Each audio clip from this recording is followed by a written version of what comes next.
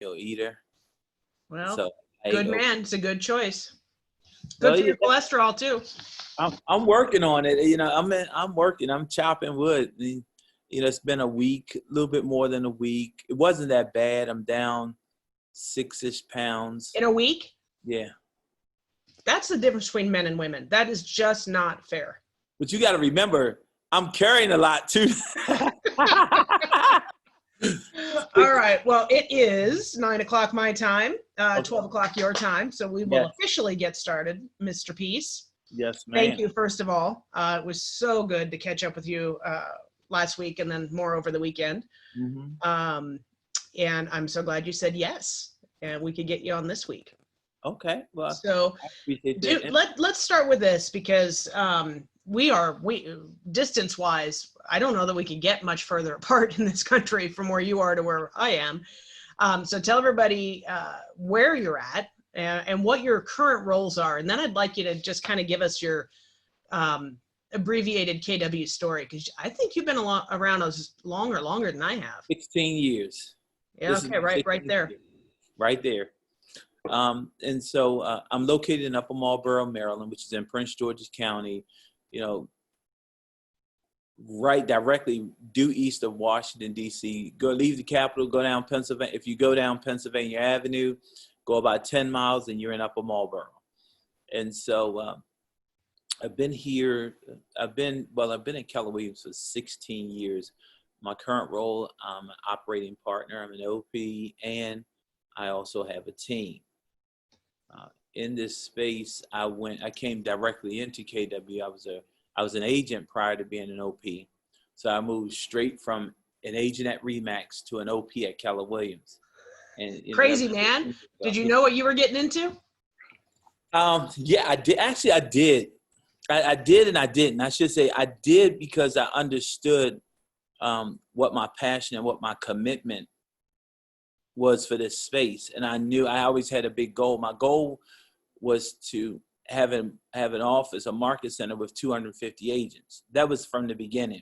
So that was always it. And so with that in mind, I understood that there would be some challenges. I just may not have understood just how much. It's kind of so like I kids. think if any of us did before we took the OP role, we'd probably say, thanks. But yeah, we scratch our head. It's kind of like kids. You're a kid, you say, I wish I was grown. I wish I was grown. Then you get the grown folks' bills and everything else to be with grown folks. And then you're like, I kind of sort of like being a kid better.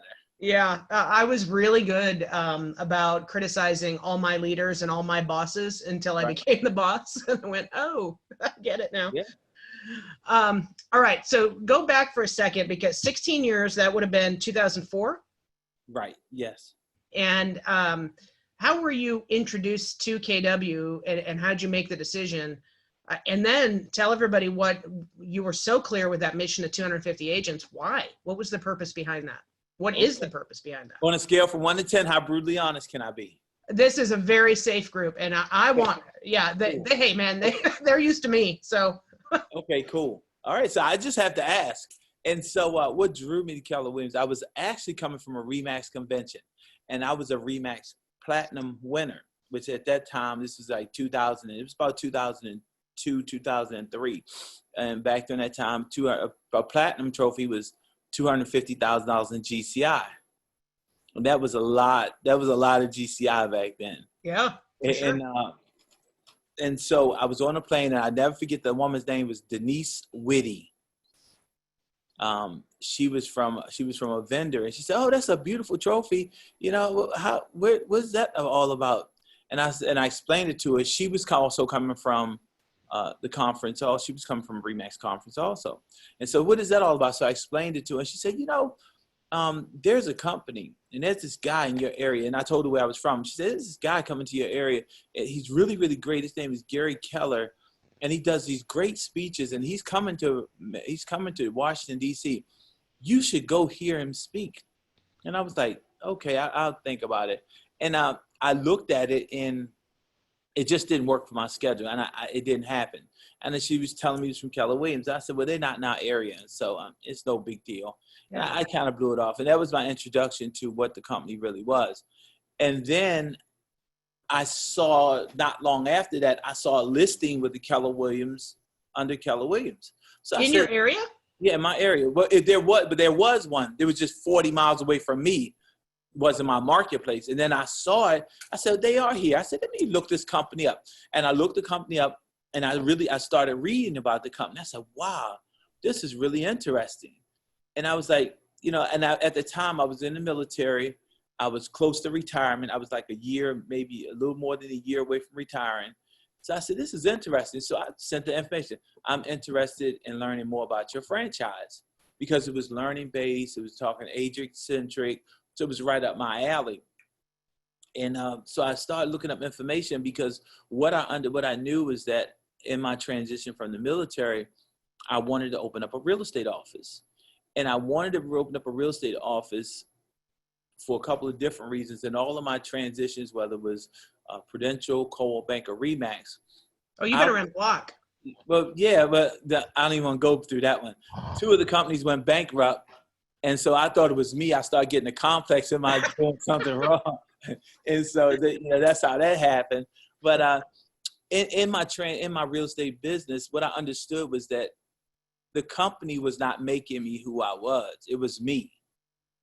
And so I wasn't getting the particularly at Remax, I was not getting. It wasn't being reciprocated. I was giving them, they're making all these ads with me. I love where my money comes from, money falling out the ceiling, all kinds of stuff. But you're really not pouring into me to make me a better person. I'm making your brand better. Yeah. And then I started looking in my marketplace, and what I started noticing was that the brokers were, let me put this a different way.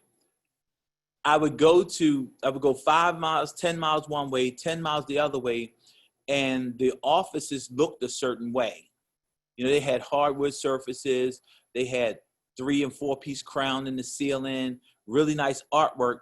However, when that same broker came to my neighborhood, to my area, they would give 1 piece crown, right? They would have Formica surfaces. It wasn't hardwood. And that was an insult to me, because what that said to me is that you don't think the same way about people in my community as you do people in other communities. And so when I started, I'm just going to ask: is there a racial division in those areas? There is a racial division in those areas, right? But it's still diverse. Okay. There's a racial difference. Let me cut to the chase. In Prince George's County is a predominantly black county. In the other counties, they were predominantly white. Even though there's a racial mix, I could clearly see and I could clearly feel in those places that there was a difference in what was happening in my community and what was going on in their community. They weren't pouring in from an education perspective. The class offerings were different here than there. And so what I said was that I want to open up a brokerage where the people in this community are respected, and where the people in this community can walk into that brokerage and feel good about doing business there. The agents can walk into that brokerage, feel good about that. And more importantly, the brokerage is empowering the agents through education, systems, and tools to make them a better agent. Because I've always felt that the agents pour into the brokerage, and the agents, it's a privilege for a brokerage to hold an agent's license, right? Because an agent can hang their license anyway. And so since it's a privilege for the brokerage to hold the agent's license, then the agent should be elevated to a pedestal to feel special. And I just didn't feel special. And I knew other agents in the county weren't feeling special. So what I said is I want to open up a brokerage of 250 people that supports the community in such a way that they can feel proud, their clients can feel proud, and they're elevated to learn more and earn more money. And so great. That was 2004. How many agents do you have now? We started with 20 agents. In 2016, we have just over 560 agents. What? 560? Yes, ma'am. All right. That's awesome. And I'll say that I've been able to spy in some of your office meetings, either somebody FaceTiming me or right. Taking pictures. And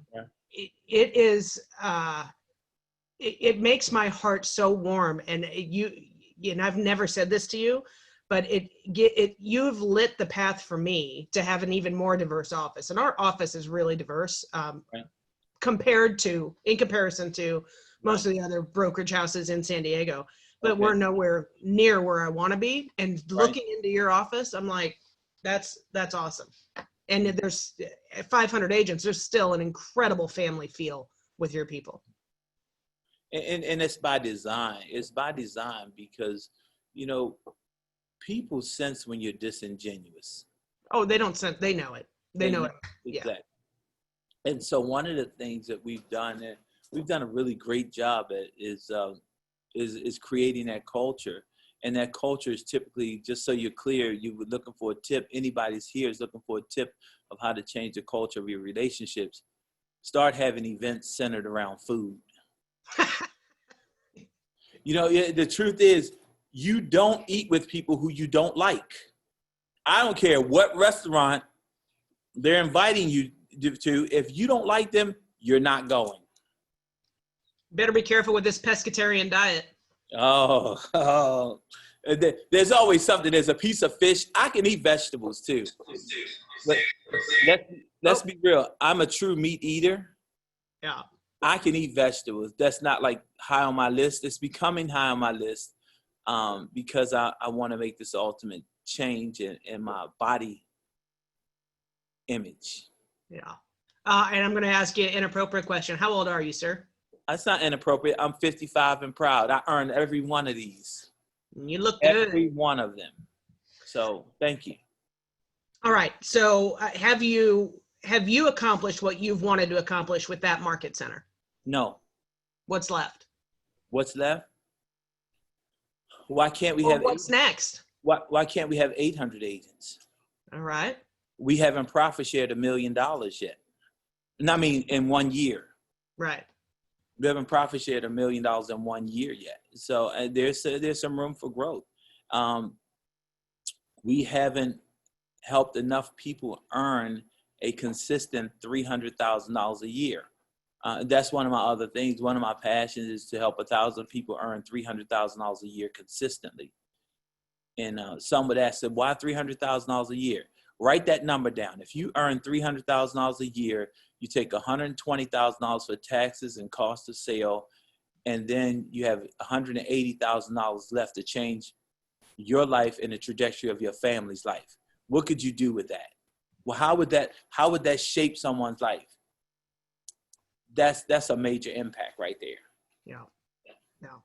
So let's shift a gear. Would you tell us about some of the other organizations you're involved in that you've shared with me over the years? Okay, yeah.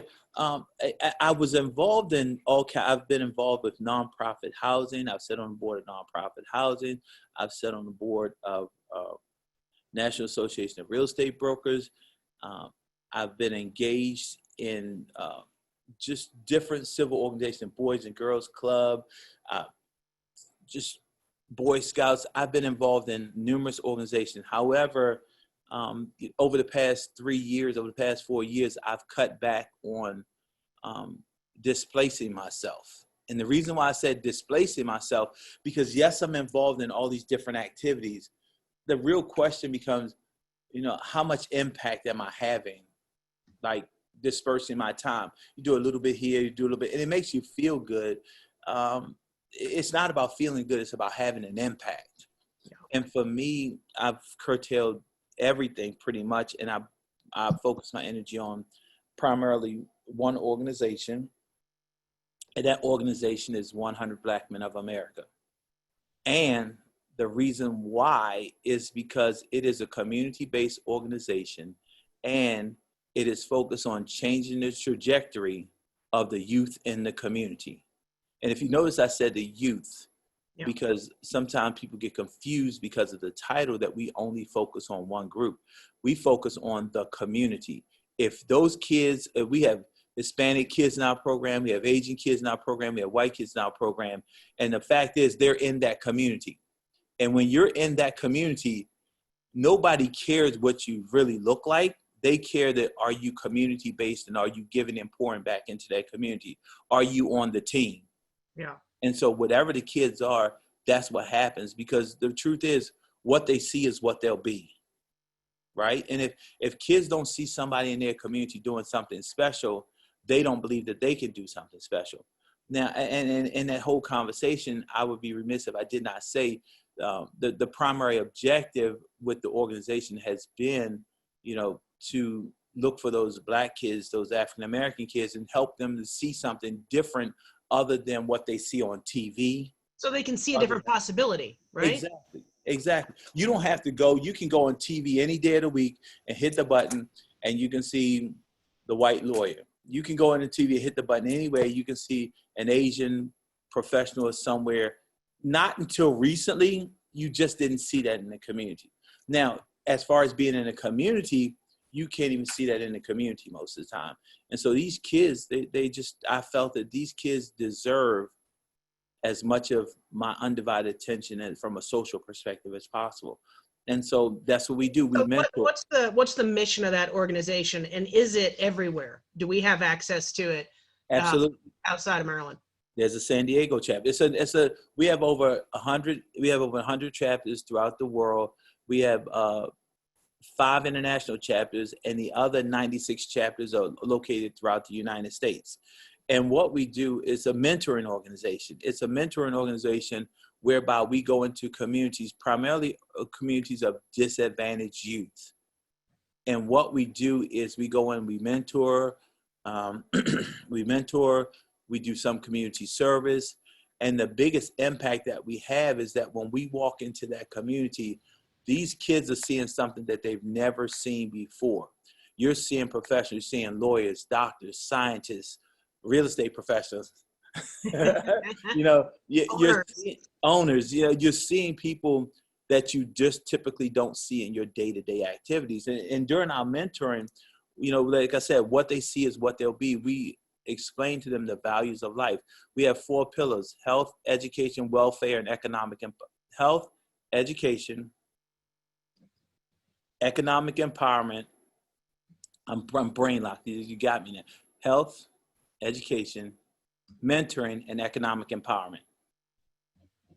And that's what we espouse. That's what we do. And we show the kids a different way. We show the kids a different way because we're pouring into them on a emotional level, on a social level, not so much on a financial level, but we educate them on finances, which is key. So we're teaching them something different about who they can be and who they can espouse to be. Awesome. So when our country goes through times like it's going through now with George Floyd this last week, yes. I was talking to some friends yesterday, and your day-to-day hasn't changed. You're a Black man in America, right? You're very, very well aware of what we all just saw in the news last week. Right, exactly. Right? That's the day-to-day reality. And I know I have had a couple people ask me, why have I not made a statement yet? Because I was honestly waiting to talk to you. This isn't my space to speak. I can't speak for your experience. I just can't. I have certainly my own of being a minority, but it is nothing like yours. Right. And for me, even in this company, we have an amazing company, and you are the most influential African-American I think we have in this company. And you, by the way, when you walk into a room, you light it up. Everybody knows you're there. So if you could talk to us, number one, just to as much as you can to the experience that we can't really even fathom, because I think the more we know about what it's like to grow up African-American, or really, I don't even think it's age-based, but you've got these youth, obviously they're having a different experience than most white youth are having in this country. What does that look like? Okay, so let me give you first from a tag, a label, or a name, right? So am I African? Am I African American or am I Black? I would say you're Black. Okay. I don't know where your ancestors are from. But you get what I'm saying? So there's an identity crisis, first off. Okay. Let's be real. There's an identity crisis. And depending on who you talk to, it could be either way. African American just seems a lot less threatening because being Black has been demonized to a place where you could carry a tag just by saying the Black man. in crime, do you know what the number one, like the police officers and law enforcement, I don't know if you know about that, they don't talk about really racial, when they're talking about arrest in their reports, something they don't really talk about race. They assign numbers, right? And I learned this. Mm-hmm. Their suspect is a number, and they say the number one male. You know what the number one male is? Black man. A black man. Exactly. You get what I'm saying? So there's a question on identity. However, to really answer your question, for me, this is the best way I can say it. I can speak for myself. Okay, I'm a 55-year-old black man. Where'd you grow up? I'm about to say that. I grew up in West Baltimore, inner city. I have always had a certain fear of the police because of the policing that actually happened in my community. And I lived in two different communities. The community I primarily grew up in was not like, it wasn't an extremely impoverished area. We just weren't well-to-do. We just had a little bit more money than the other poor people. And middle class poor. yeah, middle class poor. And so in that environment, what I saw the police do in my community, they just were not our friends. And I was real clear that other than Officer Friendly was our friend. Other than Officer Friendly, they just were not our friends. And I saw the things that they did. So I never really had a huge like for police officers, just to be honest, because I couldn't trust them. And so moving forward, just to, as a 55-year-old black male with a 28-year-old son and a 26-year-old daughter, I've been giving my son the speech, the talk. We call it the talk, code word, the talk. Have you given your son the talk yet? Yeah, I gave him the talk. That's talk not the birds and the bees. This is a different one. No, this is how you get home alive, right? And you, of course, everybody, respectable young man, listen, the police come to you. It's always yes, sir, no, sir. Avoid looking them in the eye too long. As I've always taught my kids to look people directly in the eye. Avoid looking them in the eye too long because he may feel threatened. You are a large young man. People don't really know that you're a teenager unless they really start talking to you. And well, so, and again, we've got people on here who have not met you in person. You are not a small man. How tall are you? I'm 6'2". I'm currently weighing in, tipping the scale at over 300 pounds. That's why I changed my diet. I wasn't going to ask the weight question, but thank you. I mean, it's real. And I can be an imposing figure, and so can my son. And so the talk is, in the presence of police, this is the way that you conduct yourself. You never say anything back. You be as compliant as possible because you're in a no-win situation when you begin to talk back and if they feel threatened, particularly by your size. That's the first conversation. Then when he starts driving, there's another conversation. Listen, son, if you get pulled over by the police at any time, I show him where to put his registration in his glove compartment. When he pulls over and the lights start flashing, what I want you to do when the lights start flashing, I want you to open up your glove compartment, take your registration out, have your driver's license out before he gets to your car. So that when he gets to your car, your hands are at 10 and 2 on the steering wheel, right? And you have no reason to move. You don't have to tell him I'm reaching for my driver's license. I'm reaching for my registration. 10 and 2. Look him in the face when he comes. Yes, sir. How can I help you, officer? Yes, I have my driver's license and my registration in my hand right now. You don't have to move. You don't have to do anything. You can just hand it to him at 10 and 2. You get what I'm saying? And so that's the conversation because your responsibility. So at 16, when he gets his license? Absolutely. Your responsibility is to come home alive. Don't argue with him. Whatever he says you were doing it. Yeah. You get what I'm saying? It doesn't even matter. If you didn't do it, yes, sir. I understand, sir. That's it. And keep it moving. Your job is to get home alive. That's the conversation with a 16-year-old. Now, and I still had that conversation even with him now, even at 28. Same conversation with my daughter. Now, let me give you the real disheartening part. I mean, it just is. I'm 55 years old. I'm a retired military man. I'm retired from the Air Force, 20 years and 5 months, 6-time decorated, right? I consider myself reasonably accomplished, right? I've had a pretty modest amount of success in my life, right? I'm wearing a bow tie. Always. I lightened up a little bit for the millennials. I stopped looking like pops for the millennials, just a little bit. And so here's the conversation, right? Even as I get pulled over, right? And I didn't realize this until I got pulled over about 1.5 years ago. The adrenaline starts rushing in me. I get nervous. I get concerned. The same thing that I told my son, I did it myself. Now, I want you to just wrap your brain around this. I'm in a bow tie, professionally dressed. No shame. I'm driving my S550 Mercedes-Benz. I'm a retired military man, a pretty good, reasonably accomplished military man. And when that police officer walks up to me, I feel the same way. You get what I'm saying? Why should I ever feel like that? Yeah, and that's real. So it doesn't matter. It doesn't change from a 16-year-old to a 55-year-old. If the officer said I was going 75, okay, that day I was going 80. If he said I was going 80, yes, sir, I was going 80. I'm not going to argue with you. You get what I'm saying? Because I already know I'm in a no-win situation no matter what happens. And for anybody who popped on late, and I see some comments going on, I'm having the same reaction. I know a lot of this, and at the same time, to hear you say it, it brings it to a different reality, and then to imagine living it, right? Right. And you are outside of DC. You're outside an area that is massively diverse. On the whole globe, it's probably one of them, besides New York City, you know, and you still feel that way there. Imagine. I'm only giving you part of it.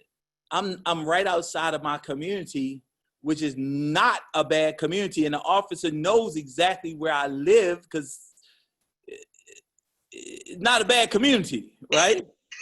Yeah. So it doesn't matter. It doesn't change. It's just the environment around us is conditioned that way. And let me make this clear, right? And I'm being transparent. Many times in that fraternity, it does not matter the officer's race.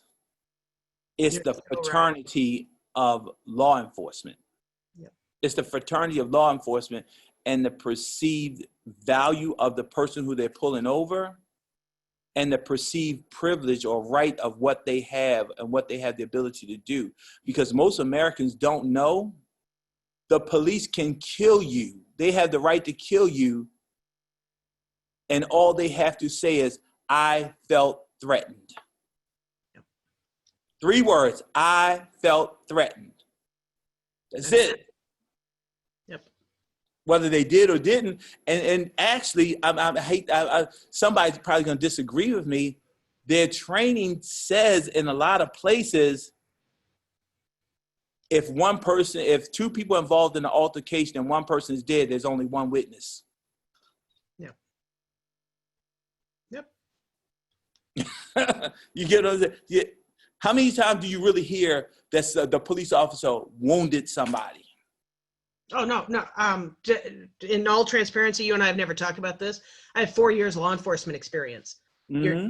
You are taught specifically not to wound. If you're going to take the action to wound, you better kill him. That is the training. So wrap your brain around that one. Yeah. How much of a disadvantage are you? That's the reason why you have to have the talk. Yeah, and continuing to, right? Absolutely. So what is the racial makeup of your market center, percentage-wise? And I'll say, for my agents, they know we're about 40% gay, 60% straight. So let's exchange. What is it again? We're about 40% gay and 60% straight. Mm-hmm. And racial diversity, we are not very racially diverse. I am working on it. Okay. So let me give you the flip. Let me give you the other end of that. We're not very racially diverse No, either. you're not. And I love it. We are like 98% Black, 98%. Better, probably more than that. Because out of 550, 98, that would be 2%, which would be 11 people. We like floating like real close to 98. We are 98%, to be honest with you. Okay. What's your other 2%? Other is some of it Hispanic, a few white, a few Persian. So it's not a strong melting pot. And you want me to be transparent, so it is what it is. It's not that we haven't made an effort to attract that group of people or any group of people. It's just that the reality is that from a stigma perspective, nobody else wants to be the minority. You get what I'm saying? Nobody. By the way, that's why I love it, because I grew up, and I will say, this is a safe audience. I said this to you this week. I was the only whitey in my neighborhood. Right. And so I have that perspective of being the other. Right. And I love it. The 2% who choose to be in your market center, right on for them, because we should all have the experience of being the only face in a room of our whatever. And it makes sense to me. I would bet that the other brokerages in your area are 98% white. No, we're in Prince George's County. Okay, so look. No. However, what I will tell you is that the white agent population. You got to come visit. You got to come visit. The white agent population migrate to certain offices because it makes them feel a little better. Because nobody, to be honest with you, again, transparency. As a minority, you asked me to be transparent, right? Yes, sir. Okay, I'm not just. We can handle it. There are two different categories. There's minorities, and then there's Black people. Okay. Okay. Because educate me. Before there was any category called minority, right?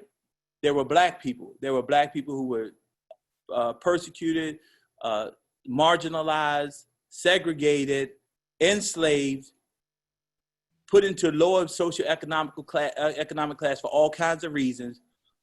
And then, right, after Black people took all of the brunt of the burden, then you had other groups to say, well, we feel that, well, we're a minority in this case, we're minority in this case, we're minority in this case. And so the term minority has broadened to, in some cases, 13 different protected classes. Yeah. The truth be told, there were Black people and then there were minorities. True. Right? Yep. And so we have a different plight. Although all in that whole minority class, we are a subset for whatever reason of the population. The truth is, there is no other persecution like the persecution of Black people. Yeah. Does that make sense? 100%. No, nobody else is saying I can't breathe. No.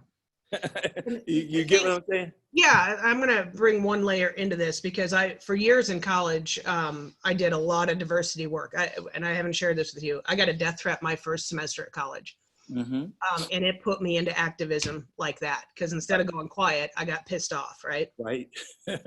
And what I quickly learned, I always assumed, I know what's going on in my head. I've known from a very young age that I was gay, and I assumed everybody else knew it. Right. It didn't occur to me until that death threat and then getting politically active after that I knew the coming out thing, that's never pleasant, but I had to, in order for people to really know who I was and what my minority status was, I had to tell them. Right. And that's for the whole gay community. Mm-hmm. You don't have to tell them. No. Like, I can pass. I can. Oh my goodness. I need to. If it's safer for me to, you know, not so much. Not so much, not at all. And so when we having this dialogue, though, Ashley, here's the deal, right? And I say this, right, as a Black male, you know who I am and what I represent from 100 yards away. And here's the deal, and I tell people this all the time. The world is assessing you from 100 yards away because of the stereotypes that we have. So you're looking at me, right? and you're assessing the threat from 100 yards away just because of who I am. And then as I get closer, either the threat gets more serious or less serious. Even when I open my mouth, right, you're still not convinced that I'm not a threat.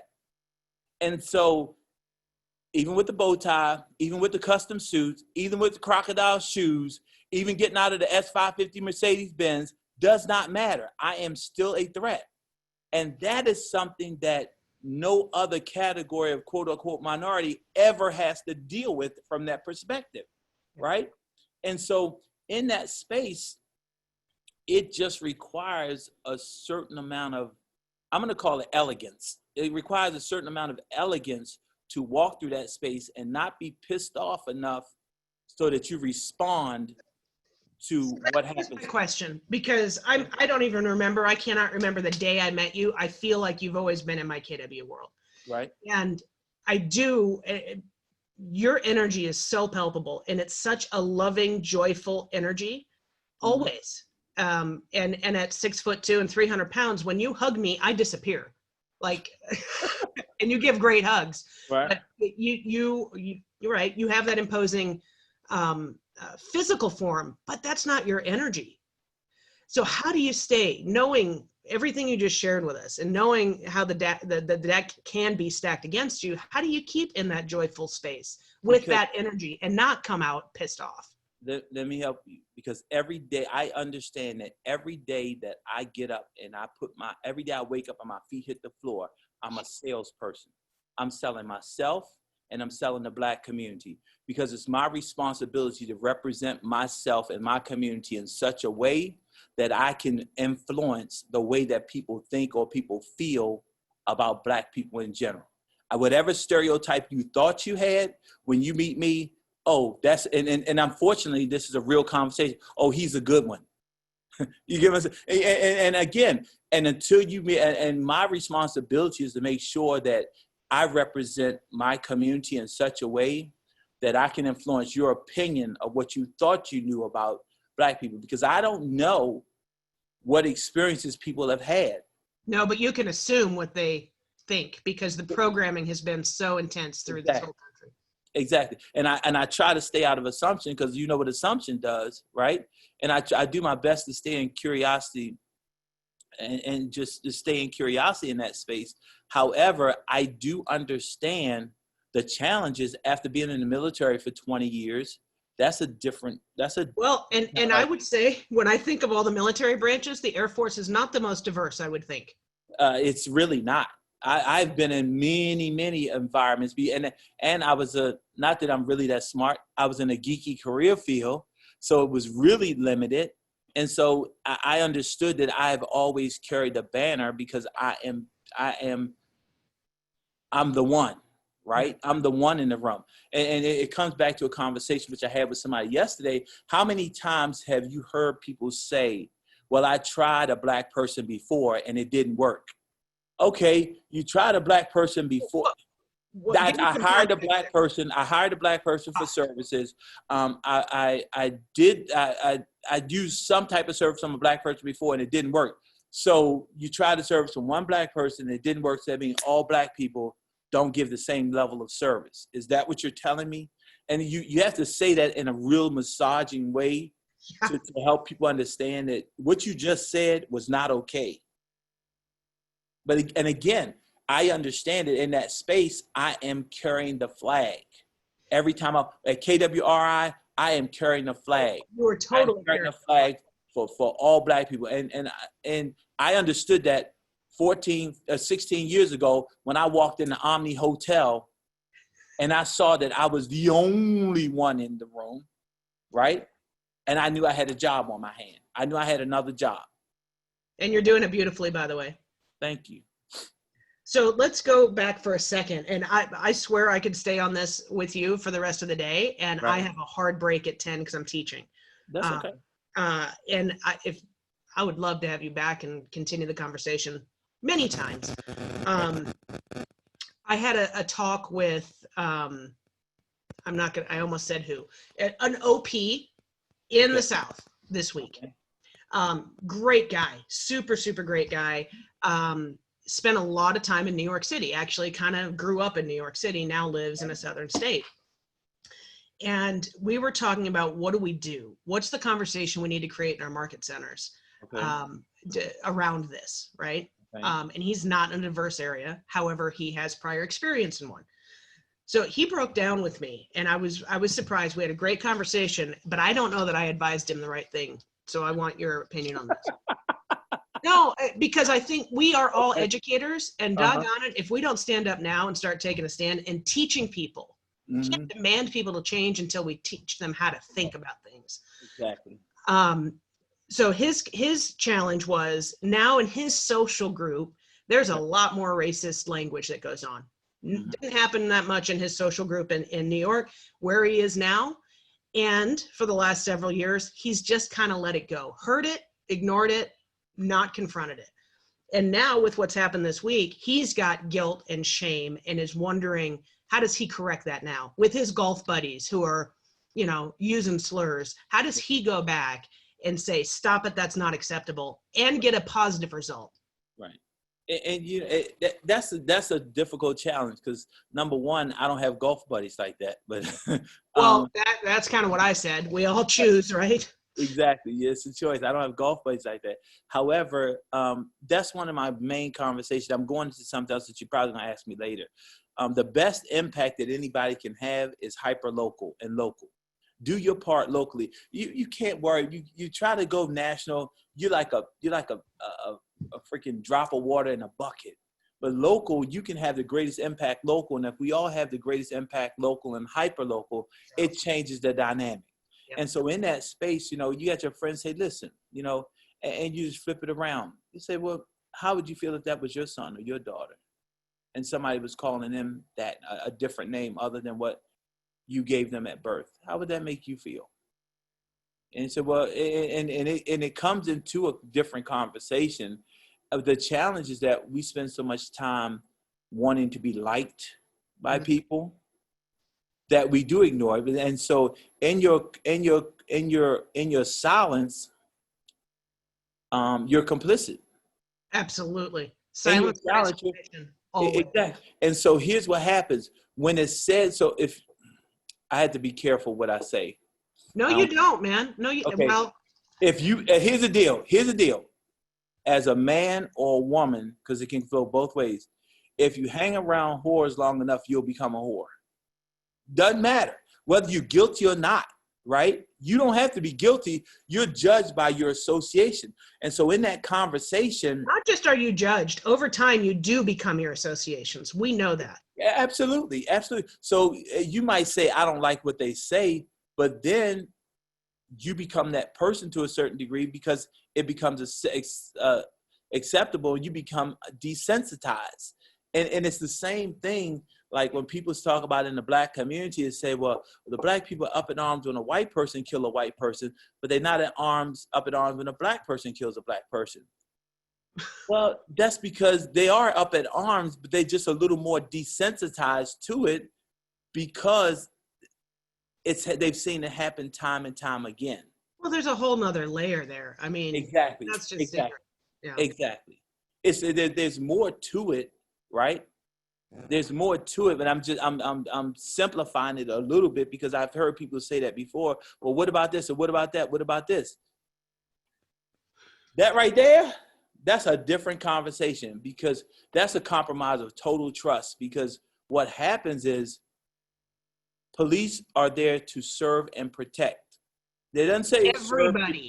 Everybody. It doesn't say serve and protect certain people. It doesn't say serve, protect, and kill when they decide to. It doesn't say anything else. It says serve and protect. Yeah. And so that's a total breach. And a total breach. It's a government institution, so there's another layer, right? Exactly. Yeah. Exactly. So, but however, to answer your question about how do you deal with them, how do you have that conversation? Well, if we want, and I think most of us want to have a positive impact and help change this. And I think you're right. It has to start hyper local, and it starts with small actions that are often overlooked. Mm-hmm. So from your perspective, if you could educate us, how can the white community stand up and start helping shift this tide? Because this is a moment that if we don't capitalize on it and use the momentum that's going, I think we miss a huge opportunity to help you and help us. It comes back to when you were talking about the gentleman playing golf, right? How does he help? Dude, you know, that's not acceptable language for me. I'm offended by what you just said. And it's slight, subtle nudges from different places, and people begin to see different things. They pay more attention to a mind expanded will never contract back to the same size. And when somebody challenges you on that, it forces you to think about what you just did. Yep. You get it? So it's just this little small bites. It's the small bites. It's the small bites. And when you have the ability to dehumanize someone, right? And nobody ever checked you in that space, then you just go further and further. It's like a misogynistic man, no different. If nobody ever calls them out, you know, I was getting ready to say something. If somebody ever calls them out, they will keep saying what they've been saying because it's socially accepted. It becomes a social norm in that environment. Yep. And it only grows beyond that place. Yep. Yeah. Well, absolutely. Absolutely. So what would you suggest? And, you know, seeing all these protests going on all over the country right now, in our hyperlocal communities, what can we do proactively, not reactively? Proactively, again, it comes back to in your space. It comes back to local and hyperlocal. Have a conversation about it. The problem and the biggest issue is nobody talks about it. Everybody avoids the conversation. But I'll say, I'm afraid to say the wrong thing, right? Or be judged that I said the wrong thing. I know my intention, but not everybody does. So right. I think part of it is we have to put that fear away. We're not going to get this perfectly, but doggone it, we have to have the conversation. In absence of a conversation, ignorance prevails. Write that one down. That's an Emerick. That's an Emerick. In absence of conversation, ignorance prevails. And that's the thing that we had. So, and you know what's really interesting about this conversation, though, Ashley? And I'm going to say this, right? And by no stretch of the imagination am I, just in this call and the people that are on this call, I have just been nominated the Black representative, and I represent the entire Black race right now. It's all right. I've been a token too. It's all right, you know? And so when you think about that, I don't. This is the world according to Emerick, right? And all I can give you is what my thought is about. But we can't get every individuated experience perspective. We can only get the perspective of the people we know, and that then can inform our programming.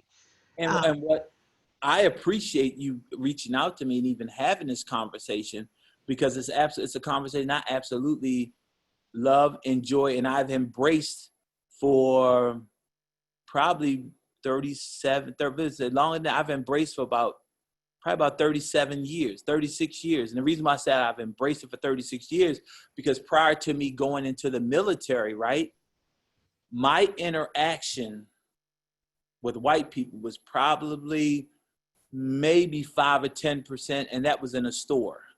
As far as someone that I personally knew, we had a real relationship as a wife, didn't happen. Wasn't in my community. And then when I went into the military, what I found myself having was these types of conversations because I was one of the good ones. And people thought that they could talk to me because I was one of the good ones. Yeah. But what they didn't understand was that I don't go along to get along. I go along to build relationships and have great conversations. So the conversation that you're having right now and asking me, why do we do this? It's not a question of why do we do this. Some of us do that. You get what I'm saying? Oh, and yeah, I do. That's been a dialogue since I was 17 years old in the military. Yeah. And by the way, I have several people that I am going to bring on, but I wanted you to be the first man to represent this conversation because I know you're not afraid of it. And you do it with such elegance, to use your word. I so appreciate that. So appreciate it. Thank you. I mean, and I appreciate you inviting me to have the conversation because it's real. And if we don't have this conversation, we're void. And what I do understand, so everybody's clear, is like we get this thing sometimes and say, well, you did it, anybody can do it. You know, technically, yes. Actually, no. Right? You know, technically when we come on this earth, everybody in the world has the same opportunity when they're born, right? Because you're born, and particularly unless they don't. In America. Yeah. We're born in America. What changes your opportunity is who you go home with. You understand? That's a quotable moment too. What changes is who you go home with, right? And I can say that different ways because even when I was born in the hospital, if I had gone home with an adopted white family, I'd have different opportunities. You get what I'm saying? If I had gone home to a poor white family, I have different opportunities. If I had gone home with a rich white family, I'd have different opportunities. If I had gone home with a rich black family, I'd have, you get what I'm saying? So who you go home with when you leave the hospital, that kind of shapes your opportunities a little bit differently. Yeah, it does. A little bit different. I'm not saying you can't overcome it because Lord knows I've overcome some things. However, it becomes a little more of a daunting task. Maybe, and I'll text you when we're done. I would love to schedule the next call we can do together. And okay. I would love, if you're willing, to dive into white privilege. I don't have an issue at all. And I don't have an issue at all because I believe that there are conversations that, you know, the missing conversation. When you don't have the conversation, again, ignorance prevails, right? Yep. And the outcomes are unpredictable. Absolutely. When you don't have the conversation, ignorance prevails and the outcome is unpredictable. Absolutely. So as I usually do with these daily Zooms, my favorite question to ask at the end of these is, what in the world can we do for you, Emerick Peace? You know what? What you can do for me is focus on your relationships, be hyperlocal, be local, and focus on your relationships and make sure that you have the conversation so that ignorance does not prevail. Awesome. Love you, man. Love you. Cannot wait till I can get one of those big hugs. Let's do an air hug. Yeah. All right. We are going to talk soon. Okay, absolutely. All right. Stay safe. Right. Thank you, man. Don't drive 80. Come on. I can't promise that. I didn't set out to drive 80. It's just that the car did it. Yeah, the car did. Blame it on the car. Blame it on the car. Blame it on the car. Never mind the gas. Never mind the size 15 on the gas pedal. Blame it on the car. All right. All right, enjoy your fish meals this week. And we'll talk soon. All right. Thank you so much. Thanks, buddy. All right, Ash. Bye. Bye.